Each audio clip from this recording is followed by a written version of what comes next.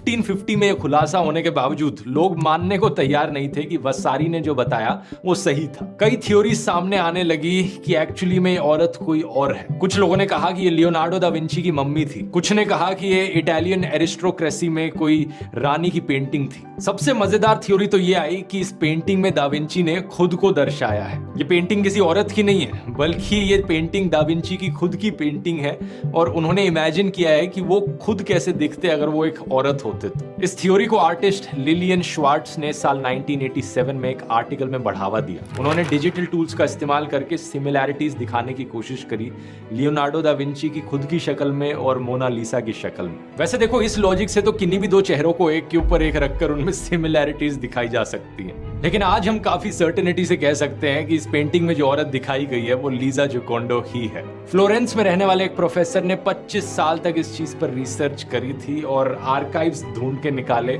और साल 2004 में उनको इस चीज का क्लियर एविडेंस मिला इस बात को साबित करने के लिए। इन्होंने ये भी पाया कि दा विंची के परिवार का एक काफी करीबी रिश्ता था फ्रांसेस्को जोकोंडो के परिवार से। साथ ही साथ इन्हें इसका भी रिकॉर्ड मिला कि लीजा की शादी 5 मार्च 1495 में रजिस्टर हुई थी, जब लीजा की उम्र 16 साल थी और फ्रांसेस्को की खुद की उम्र करीब 30 साल थी।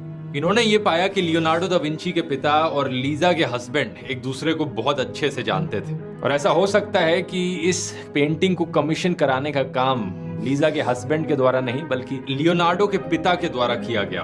पलांटी का कहना है कि जब मोनालिसा की ये पेंटिंग बनाई गई थी तब लीसा की उम्र 24 साल थी और इस पेंटिंग को बनाने के पीछे 2 कारण बताए जाते हैं। पहला साल 1503 में जब फ्रांसेस्को और लीजा ने अपना खुद का घर खरीदा, या फिर दूसरा दिसंबर 1502 में जब उनका दूसरा बेटा पैदा हुआ। ये दूसरा रीजन ज्यादा प्रोबेबल लगता है क्योंकि इससे 3 साल पहले 1499 में लीजा ने अपनी बेटी को खोया था। अब इस पेंटिंग को गौर से देखोगे तो आपको दिखेगा कि लीजा के बालों में एक पर्दा सा चढ़ा हुआ है। इसे कई लोग मॉर्निंग वेल करके पुकारते हैं, यानी कि एक ऐसा पर्दा जो तब चढ़ाया जाता है जब परिवार में किसी की डेथ हो गई हो।